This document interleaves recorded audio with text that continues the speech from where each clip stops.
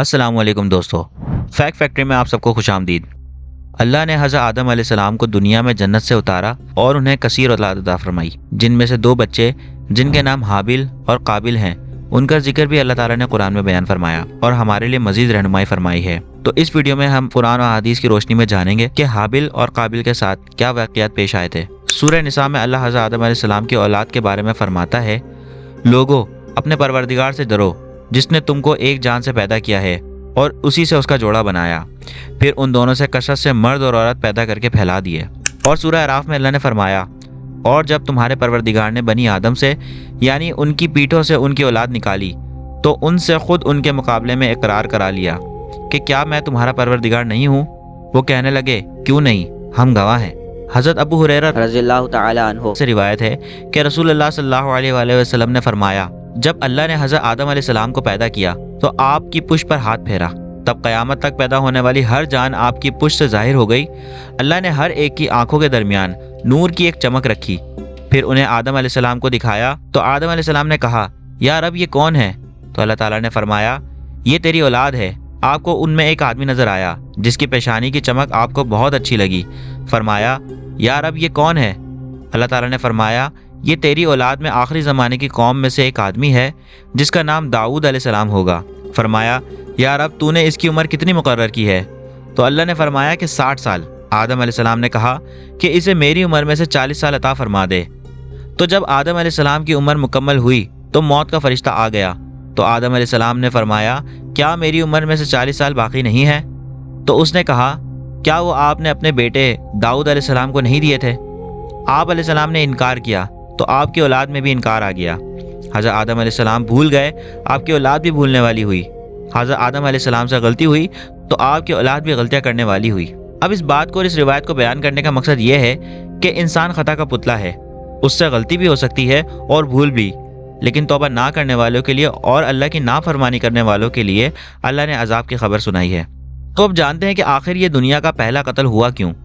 तारीख़ तिबरी में है कि आदम अलैहिस्सलाम के यहाँ हर बार एक लड़का और एक लड़की पैदा होते थे और उन्हें यह हुक्म था कि हर लड़के का निकाह दूसरे लड़के के साथ पैदा होने वाली लड़की के साथ किया जाए, यानी उस लड़की के साथ शादी करना नाजायज़ था जो उस लड़के के साथ पैदा होती थी।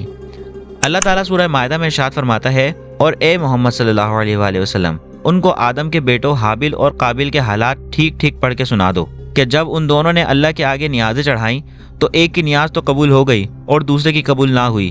तब काबिल ने हाबिल से कहा कि मैं तुझे कत्ल कर दूंगा। उसने कहा कि अल्लाह परहेज़गारों की ही नियाज़ें कबूल फरमाता है, और अगर तू मुझे कत्ल करने के लिए मुझ पे हाथ चलाएगा तो मैं तुझे कत्ल करने के लिए तुझ पे हाथ नहीं चलाऊंगा।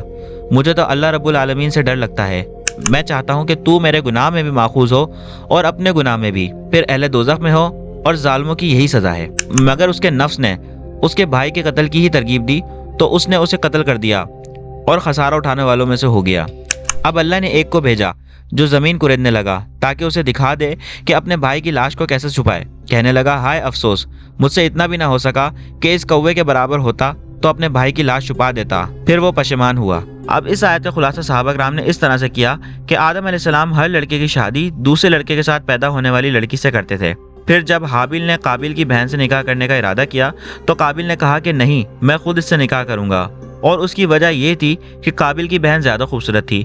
तो आदम अलैहिस्सलाम ने काबिल को हुक्म दिया कि हाबिल को इससे शादी करने दे, तो काबिल ने इनकार कर दिया। उस पर हज़रत आदम अलैहिस्सलाम ने फरमाया कि तुम दोनों अल्लाह की राह में कुर्बानी पेश करो, और अल्लाह ने जिसकी कुर्बानी कबूल कर ली वो काबिल की बहन से शादी कर लेगा। तो उस ज़माने में ऐसा होता था कि अल्लाह की राह में जो भी कुर्बानी की जाती थी वो सीधा आसमान पे उठा ली जाती थी। तो हुआ यूं कि हाबिल भेड़े बकरियां पालता था तो उसने एक मोटा ताज़ा जानवर कुर्बान किया। काबिल खेती बाड़ी करता था तो उसने अपनी खेती से निकम्मी फसल का एक गिट्ठा कुर्बानी के तौर पर पेश किया। तो वैसा ही हुआ कि आसमान से आग उतरी और उस आग ने हाबिल की कुर्बानी को खा लिया, लेकिन काबिल की कुर्बानी को छोड़ दिया। तो उस बात से भी काबिल को गुस्सा आया तो उसने कहा कि मैं तुझे जरूर कत्ल कर दूंगा कि तू मेरी बहन से शादी ना कर सके। तो हाबिल ने कहा कि अल्लाह परहेज़गारों से कुर्बानी कबूल फरमाता है। अबू जाफर रज़ियल्लाहु ताला अन्हु ने फरमाया कि जब वो दोनों कुर्बानी दे रहे थे तो आदम अलैहिस्सलाम भी मौजूद थे। तो आदम अलैहिस्सलाम ने सारे मामलात देखे। तब काबिल ने आदम अलैहिस्सलाम से कहा कि इसकी कुर्बानी इसलिए कबूल हुई है क्योंकि आपने इसके हक में दुआ की थी और आपने मेरे हक में दुआ नहीं की। उसके बाद उसने तन्हाई में हाबिल को धमकी दी कि मैं तुझे नहीं छोड़ूंगा। اب اس آیت سے ہمیں ایک سبق اور ملتا ہے کہ شیطان کے بہکاوے میں آ کے اللہ کو اتنا قریب سے جاننے والے نبی کی اولاد بھی صاف صاف نشانیوں کے بعد بھی اللہ کی نافرمانی کر سکتی ہے۔ تو سوچے کہ شیطان ہمارا کتنا بڑا دشمن ہو سکتا ہے، کہ جس کے بارے میں آپ کو ویڈیو میں آگے جا کے مزید پتہ چلے گا۔ ہوا یوں کہ ایک رات حابیل کو جانور چڑھانے میں دیر ہو گئی، تو حضرت آدم علیہ السلام نے قابیل کو بھیجا کہ معلوم کرے کہ حابیل کو دیر کیوں ہوئی۔ جب قابیل گیا اسے دیکھنے تو حابیل مل گیا۔ قابیل نے حابیل سے کہا کہ تیری قربانی قبول ہو گئی جبکہ میری نہیں ہوئی، تو اس پہ حابیل نے کہا کہ اللہ اہل تقوی سے قربانی قبول فرماتا ہے۔ اس بات پہ قابیل کو مزید غصہ آیا اور اس کے پاس لوہے کی کوئی چیز تھی، اس نے حابیل کو مار کے اسے قتل کر دیا۔ بعض علماء کرام نے فرمایا کہ حابیل سو رہا تھا، قابیل نے ایک بڑا پتھر اس کے سر پہ مار مار کے اسے کچل دیا۔ بعض علماء کرام فرماتے ہیں کہ اس نے زور سے اس کا گلا گھوٹا اور دانتوں سے اسے کاٹا، جس سے وہ فوت ہو گیا۔ سورہ مائدہ میں اللہ فرماتا ہے، اگر تو قتل کرنے کے لیے مجھ پہ ہاتھ چلائے گا تو میں تجھے قتل کرنے کے لیے تجھ پہ ہاتھ نہیں چلاؤں گا، مجھے تو اللہ سے ڈر لگتا ہے۔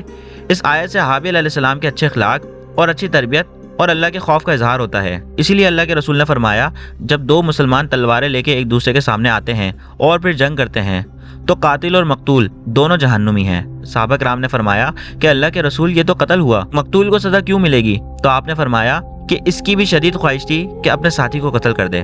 حضرت عبداللہ بن عمر رضی اللہ تعالی عنہ سے روایت ہے کہ قسم اللہ کی کہ ان دونوں یعنی حابیل اور قابیل میں سے مقتول یعنی حابیل زیادہ طاقتور تھا، لیکن اس نے دوسرے کی طرف ہاتھ نہیں بڑھایا تاکہ ان سے کوئی گناہ نہ ہو جائے۔ حضرت سعد رضی اللہ تعالیٰ عنہ نے فرمایا کہ اللہ کے رسول سے میں نے پوچھا کہ اگر کوئی مجھے قتل کرنے کے لیے میرے گھر میں گھسے تو میں کیا کروں؟ تو نبی کریم صلی اللہ علیہ وآلہ وسلم نے فرمایا کہ آدم کے بیٹے حابیل کی طرح بن جانا۔ حضرت عبداللہ بن مسعود رضی اللہ تعالیٰ عنہ سے مروی ہے کہ رسول اللہ صلی اللہ علیہ وآلہ وسلم نے فرمایا کہ جو انسان بھی ظلماً قتل ہوتا ہے اس کے قتل کے گناہ کا ایک حصہ آدم کے بیٹے کو بھی ملتا ہے، کیونکہ وہ پہلا شخص تھا جس نے قتل کا طریقہ شروع کیا۔ حابیل علیہ السلام کا قتل کرنے کے بعد اب اللہ تعالیٰ نے قابیل کو عبرت کا نشانہ بنایا۔ حضرت مجاہد رحمۃ اللہ علیہ عنہ فرماتے ہیں کہ جس دن قابیل نے اپنے بھائی کو قتل کیا اسی دن سے اسے سزا مل گئی۔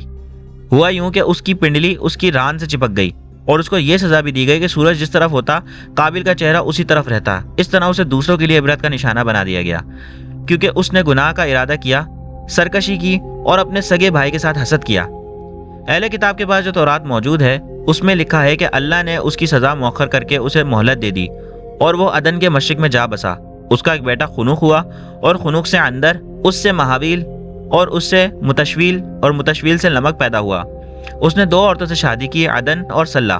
عدن کے ہاں ایک بیٹا پیدا ہوا اور شیطان کے بہکاوے میں آ کے اس نے سب سے پہلے بین اور بانسری بجانا شروع کیا اور یہاں سے میوزک اور میوزیکل ایکوپمنٹس کا آغاز ہوا۔ جبکہ اس کی دوسری بیوی سلہ کے ہاں ایک اور بیٹا پیدا ہوا، اس نے سب سے پہلے تانبے اور لوہے سے چیزیں بنانا شروع کیا اور اس طرح آرٹس اینڈ کرافٹ کا آغاز ہوا۔ تو اب سوال یہ بنتا ہے، حابیل علیہ السلام تو قتل ہو گئے، تو کیا ہم سب ایک قاتل کی اولاد میں سے ہیں؟ تو بالکل بھی نہیں۔ اللہ کو یہ کبھی بھی گوارا نہیں ہوتا کہ اس کے نبی کی امت ایک قاتل کے خاندان سے آئے۔ تو ہوا یوں کہ آدم علیہ السلام کے ہاں ایک اور بیٹا پیدا ہوا، تو حضرت حوا رضی اللہ تعالیٰ عنہ نے اس کا نام شیس رضی اللہ تعالیٰ عنہ رکھا، جس کے معنی ہے اللہ کا دیا ہوا تحفہ، اور فرمایا کہ اللہ نے مجھے حابیل کا نعم و بدل عطا فرما دیا ہے۔ جب شیس رضی اللہ تعالیٰ عنہ کے ہاں انوش کی ولادت ہوئی تو ان کی عمر 165 سال تھی۔ حضرت شیس علیہ السلام 807 سال زندہ رہے اور اسی طرح سے کئی بیٹے اور بیٹیاں ہوئیں، جس میں انوش کا بیٹا قینان، قینان کا بیٹا مہلائیل، مہلائیل کا بیٹا یرد، یرد کا بیٹا خنون، خنون کا بیٹا متوشلخ، متوشلخ کا بیٹا لمک، لمک کا بیٹا نوح، جنہیں ہم حضرت نوح علیہ السلام کے نام سے اور ان کی کشتی کے واقعے سے جانتے ہیں۔ تو اب آپ لوگوں کو سمجھ آ گیا ہوگا کہ ہم سب کس طرح حضرت شیس علیہ السلام کی اولاد میں سے ہیں۔ تو اللہ کبھی بھی نہیں چاہ سکتا کہ اس کی امت ایک قاتل کے ذریعے شروع ہو۔ مورخین فرماتے ہیں کہ آدم علیہ السلام کے فوت ہونے تک ان کی اولاد اور اولاد کی اولاد وغیرہ کی تعداد 4 لاکھ افراد تک پہنچ چکی تھی۔ صحیحین کی جس حدیث میں سفر معراج کا ذکر ہے اس میں بیان ہے کہ رسول اللہ صلی اللہ علیہ وآلہ وسلم نے فرمایا کہ میں جب یوسف علیہ السلام کے پاس سے گزرا تو میں نے دیکھا کہ انہیں آدھا حسن و جمال عطا ہوا ہے۔ تو اس کی وضاحت بعض علماء کرام نے اس طرح سے کی ہے کہ انہیں آدم علیہ السلام سے آدھا حسن ملا تھا، اور یہ بات صحیح بھی معلوم ہوتی ہے کیونکہ آدم علیہ السلام کو اللہ تعالیٰ نے خود اپنے دست مبارک سے تخلیق فرمایا اور ان میں روح ڈالی، اور اللہ تعالیٰ اسے اہتمام کے ساتھ جسے پیدا کرے وہ بہترین اور سب سے خوبصورت ہی ہو سکتا ہے۔ امام ابن کثیر ایک روایت بیان کرتے ہیں کہ اللہ نے جب جنت پیدا فرمائی تو فرشتوں نے کہا، اے ہمارے مالک، یہ ہمارے لیے خاص کر دے، کیونکہ تو نے بنی آدم کے لیے دنیا پیدا کی اور وہ اس میں کھاتے پیتے ہیں۔ تو اللہ نے فرمایا، میری عزت و جلال کی قسم، یہ نہیں ہو سکتا کہ جسے میں نے اپنے ہاتھ سے پیدا کیا اس کی نیک اولاد کو ان فرشتوں کے برابر کر دوں جنہیں میں نے کن کہا اور وہ وجود میں آ گئے۔ اب غور کیا جائے تو اللہ کی بہترین تخلیق آدم اور ان کی اولاد ہیں، اور شیطان سب سے بڑا انسان کا دشمن ہے، کیونکہ اس نے آدم علیہ السلام کو جنت سے نکلوایا، اسی نے قابیل کو اپنی بہن سے شادی کرنے پہ اکسایا، اور اسی نے اپنے بھائی کے ساتھ حسد کیا اور اسے قتل کر دیا، اور قیامت تک ہونے والے قاتلوں میں شمار ہو گیا۔ تو ہمیں چاہیے کہ اللہ کے حکم کو مانیں اور شیطان سے اپنے آپ کو اور اپنی اولاد کو دور رکھیں۔ امید ہے کہ آج کی معلومات آپ کو پسند آئی ہوگی، اور اس معلومات میں کوئی کمی ہو تو اللہ تعالیٰ معاف فرمائے اور ہمیں سیدھی راہ پہ چلنے والا بنائے، آمین۔ ملتے ہیں اپنی اگلی ویڈیو میں، اپنا ڈھیر سارا خیال رکھیے گا، اللہ حافظ۔